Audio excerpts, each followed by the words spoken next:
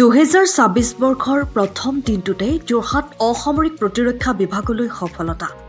যোৰহাট অসামৰিক প্ৰতিৰক্ষা বিভাগৰ উপ নিয়ন্ত্ৰক হিমান্ত শৰ্মালৈ আৰক্ষী সঞ্চালক প্ৰধানৰ তৰফৰ পৰা 2025 বৰ্ষৰ প্ৰশস্তিমূলক ৰূপৰ পদক বঁটা প্ৰদান।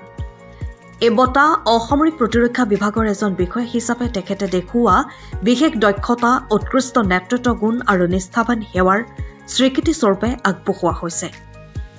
উল্লেখযোগ্য যে এই গৌৰৱময় সন্মান লাভ কৰা তেখেত হৈছে অসামৰিক প্ৰতিৰক্ষা বিভাগৰ প্ৰথমগৰাকী বিষয়া। এই সাফল্যই সমগ্ৰ অসামৰিক প্ৰতিৰক্ষা বিভাগটোক অধিক উৎসাহ আৰু অনুপ্ৰেৰণা যোগাব বুলি দৃঢ়ভাৱে আশাবাদী। পুখলেবিটৰ পৰিয়ালৰ তৰফৰ পৰাও যোৰহাট অসামৰিক প্ৰতিৰক্ষা বিভাগৰ উপ নিয়ন্ত্ৰক হিমান্ত শৰ্মালৈ জনাইছো অভিনন্দন। Bureau report, পুখলেবিট।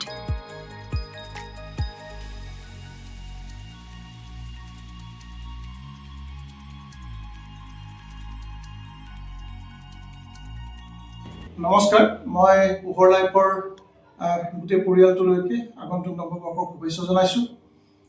মই আজি ক'বলৈ পাই খুব আনন্দিত যে যোৱাকালি যিখন আমাৰ পুলিচ পদকৰ তালিকা প্ৰকাশ পাইছিল তাত মোৰ নামটো সন্নিৱিষ্ট আছে। মই ৰূপৰ পদক পাবলৈ সক্ষম হৈছোঁ। বিশেষকৈ এই ক্ষেত্ৰত আমাৰ যোৰহাটৰ জিলাৰ SP ছাৰ শ্ৰদ্ধাৰ চিতাংগ মিশ্ৰ ছাৰে মোৰ নামটো ৰিকমেণ্ডেশ্যন কৰিছে।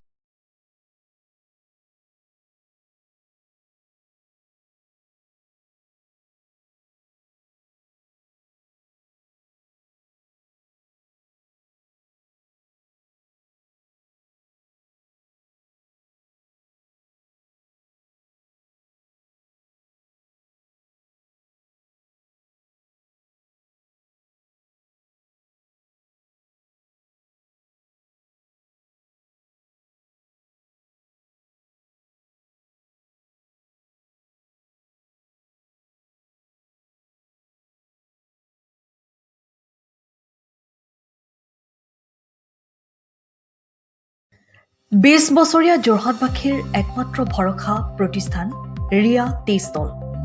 হয়, যোৰহাট পুৰণি বালিবাটস্থিত বিজি পথত আপোনালোকৰ আপোন আৰু ভৰসাৰ চাহ, মিঠাই, বিভিন্ন সুস্বাদু সমৃদ্ধ বিপণী Riya tea stall. Riya tea ষ্টলৰ দ্বিতীয়খন সংযোজন ৰিয়া টি ষ্টল ৰাইজৰ বাবে মুকলি। ইয়াত নানান ধৰণৰ বিস্কুট, ব্ৰেড, সুস্বাদু পেষ্ট্ৰি, কেক, চাহ, কফিৰ লগতে বাৰ্থডে কেক উপলব্ধ। লগতে অৰ্ডাৰ মতে যোগান ধৰা হ'ব। তেনেহ'লে পলম নকৰি আহক আপোনালোকৰ প্ৰিয় বিপণী ৰিয়া টি ষ্টললৈ।